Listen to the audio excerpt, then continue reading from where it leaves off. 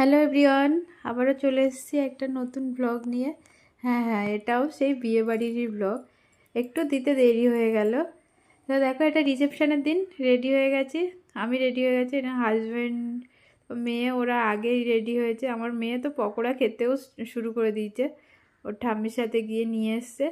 তা আমরা এখান থেকে যাব একটু নতুন বউয়ের সাথে দেখা করতে। আর তার আগে দেখো, এই যে আমার ননদ বলছিল ভিডিও করো ভিডিও করো, তো আমি একটু বলছিলাম হাই করে দাও ক্যামেরা অন করে। আর এটা আমার যা, আর ওই যে শাশুড়ি বললাম। আর এদিকে চারিদিকে দেখো স্টল বসেছে, মানে দু সাইডে বসেছে। একটু পরে দেখাচ্ছি স্টলে কি কি আছে, তার আগে নতুন বউয়ের সাথে দেখা করে আসি। নতুন বউয়ের সাথে দেখো দেখা করতে চলে এসেছি।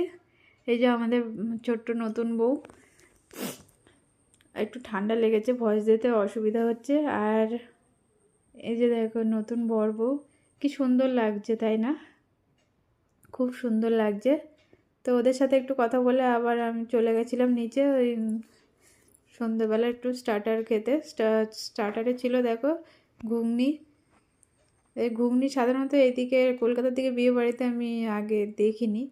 যাই হোক, আর ছিল তারপর চিকেন পকোড়া আর ফুচকা। আমি ফুচকাটা খাইনি, ওদিকে কফিও ছিল, কফিও খাইনি। আর যতক্ষণ স্টার্টার খাচ্ছিলাম ততক্ষণ দেখো আমার মেয়ে আইসক্রিম খাচ্ছে বসে বসে। রাতে তো সেদিন শুধু আইসক্রিম খেয়েছে। তো আজকের ব্লগটা এই পর্যন্ত। বা